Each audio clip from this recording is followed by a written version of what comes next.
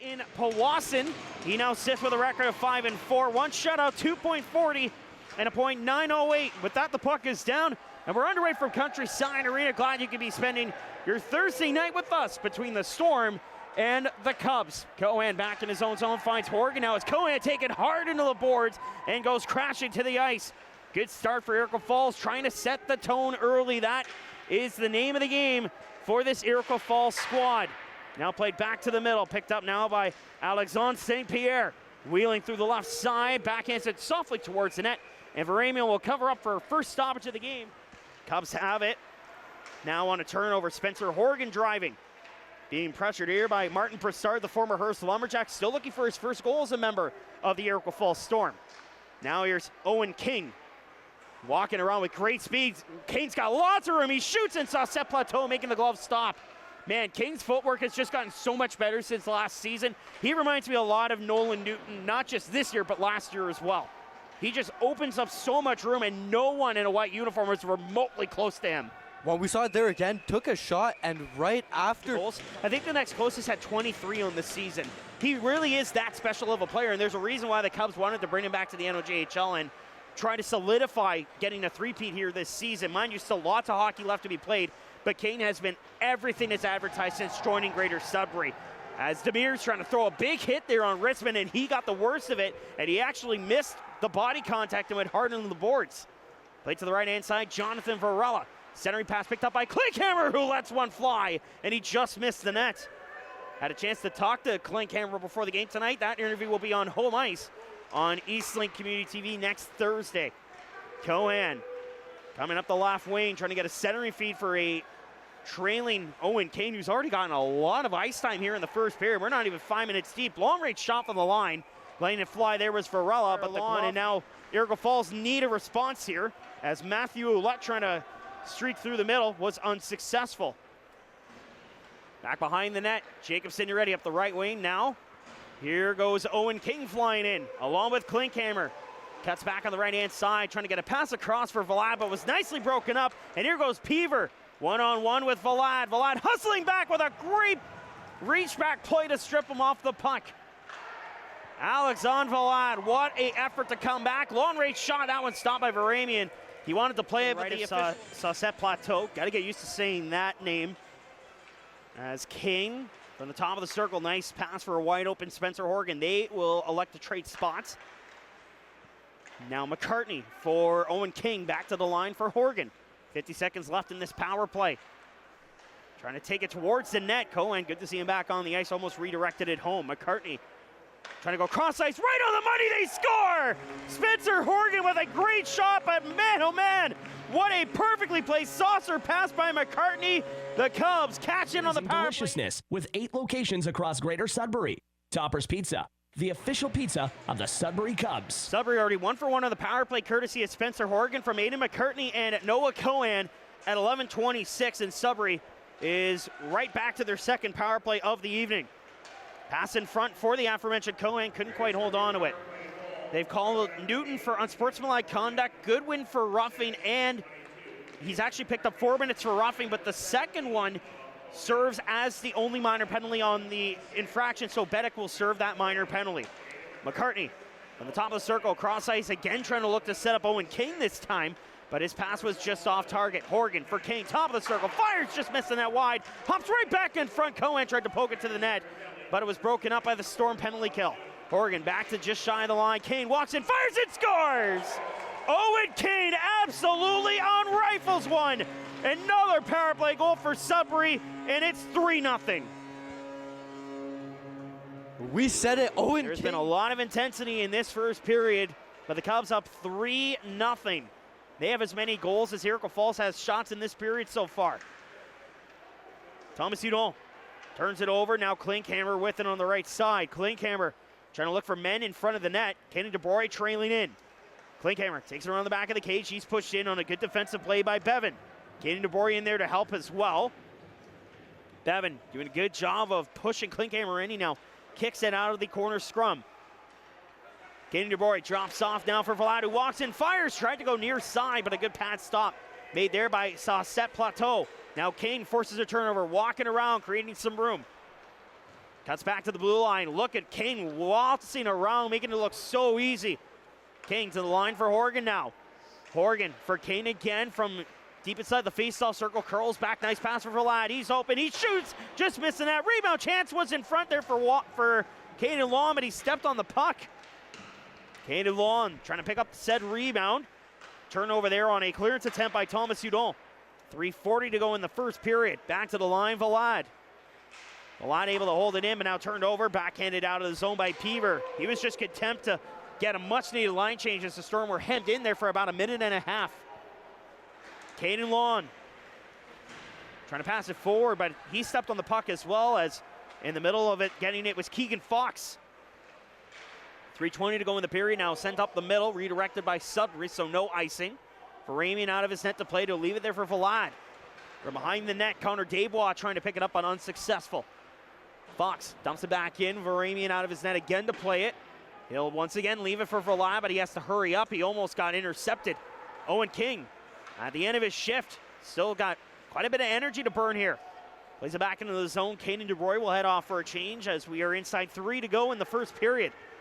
3-0 Sudbury with 2 of their goals coming on the power play. Right wing.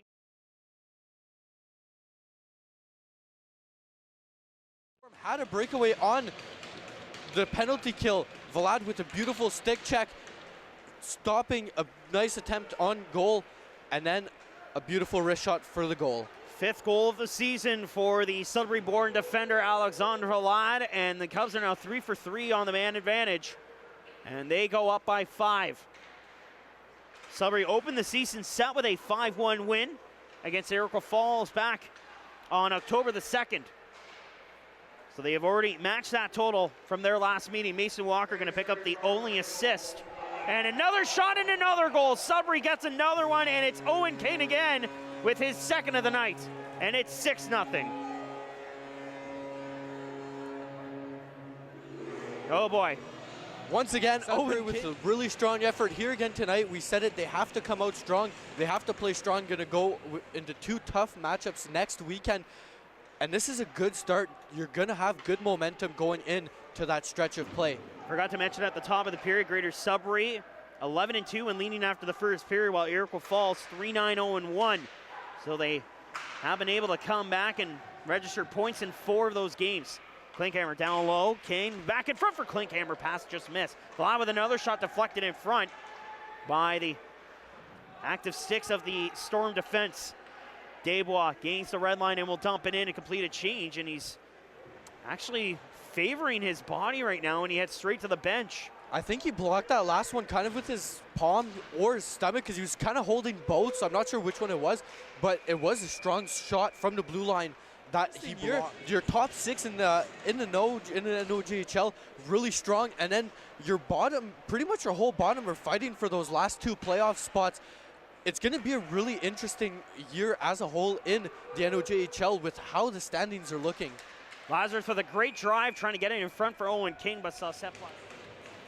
Now you have to throw both of them short on your next penalty kill. Try and let them get the good old power play, shorthanded and even strength. And another shot after a whistle. That one was right at the period, I will admit, which is... Don't jinx us. Usually I do bring out the broadcaster's jinx, but I think both coaches said to their teams in the locker room, hey, there's no reason this game should really get out of hand in terms of penalties. We can't afford suspensions heading into a very busy and important week in the NOJHL schedule. Coming across the line here is Owen Goodwin. Stops back up inside the faceoff circle, and he's knocked down to the ice. Keegan Fox back to the line. Lets one go. Save made by Varamian, and the rebound cleared away by Navarro. Rebound collected by Fox. Tried to get it to the side of the goal. Goodwin was there, but didn't receive the pass cleanly. Iroquois Falls trying to get set up offensively for really the first time in this period, but haven't had many opportunities. King can't bring it across the line cleanly, sent back into the Sudbury zone as Varamian way out of his net to play it. We'll play it up the right side for Cohen. 9:35 to go in the period. As off the bench there is Avery Weiss. Back to center, here's Kane, who is on hat-trick watch. Across the line comes Klinkhammer, taking a shot, takes a wild bounce off the stick of Kalangis, and now Cohen decked from behind the net, and this time no arm is in the air. And that's not gonna make Sudbury happy as Cohen is down. And now Klinkhammer coming into defense of one of his teammates as Cohen hit hard from behind. Penalty to Peaver, who picked up a 2-minute minor for sloshing. Brought back in by Walker with speed. Walker for Owen King, looking for the hat-trick, returns to Walker, and he scores. What a pass by Owen King to set up Mason Walker, and an unselfish play as Owen King had the hat-trick on his stick, but instead elects to pass from Mason Walker, and the Cubs are now 4. Continue to take it away. They are back even. 8 goals and 8 shots for the Storm. And the Cubs, the power play clicking here tonight, taking full advantage of every opportunity they've gotten. They are 4 for 4 on the man advantage and make it 8-0. Wheeling in, though, looking to try and get a goal on the board, Alex Bennick, but he's nullified on a good job by Lazarus, who was simply just standing there and didn't let him get by. Sent back in by McCartney. Owen King gets the only assist, so King is now up to 2 goals and an assist this evening, while Walker up to a goal and 2 assists. 6.5 to go in the period, as Iroquois Falls playing it back in front of the scorekeeper's area. And Dax Klinkhammer with a bit of a run there on, that was Martin Broussard, who is back on the ice after serving his 10-minute misconduct. Owen King brings it in with the hat-trick on his stick, trying to get around Aiden Bevan. Kane protecting, cross ice, oh, what a stop by Saucette Plateau. That's the Varela. A double minor for roughing, a 10-minute misconduct, and an unsportsmanlike conduct, which is being served by Mason Walker. Get all that? Good. Here comes Vlad the other way on the left side. Sharp angle, trying to look for the hat-trick, stopped by Saucette Plateau, and the rebound moved out by Iroquois Falls with 90 seconds left to go in the second stanza in what has been another emotional period. I would say even more emotional than the first period, considering the scoreline and the amount of penalties that we have seen. King just out of the reach of Walker. That was at waist level. Vlad back to get it between his blue line and the center line. Fanned on his forward pass was almost picked off by Michael Karadinovich. First time calling his name tonight. I haven't seen too much of him this evening. Now in the final minute of period number 2. Vlad takes a good whack there in the leg, but he keeps going. To the right side for Kane. He's looking for the hat-trick tonight as well. Kane in front for Walker. That one went off of his forehand. Klinkhammer for Kane. He's got it open from the soft fires. Nice block there by the near-standing man. That was Thomas Hudon. Play back behind the goal. Back to get it is Darius Kalangis. Played to the line, held in by Risman. Risman looking to send it into the corner. Got bumped there by Connor Desbois. Walker with 25 seconds left in the period. Curls back left side. Walker, good stick handling here. Continues to protect the puck. To the left side, Owen King. Back to Walker. One-time blast. Sent that one wide of the net. King picks up the rebound with 10 seconds left in the period. Plays it back down low for Klinkhammer. Klinkhammer with 10 seconds left. Looking out front. Gets it in front for Horgan. His one-timer deflecting up and out of play.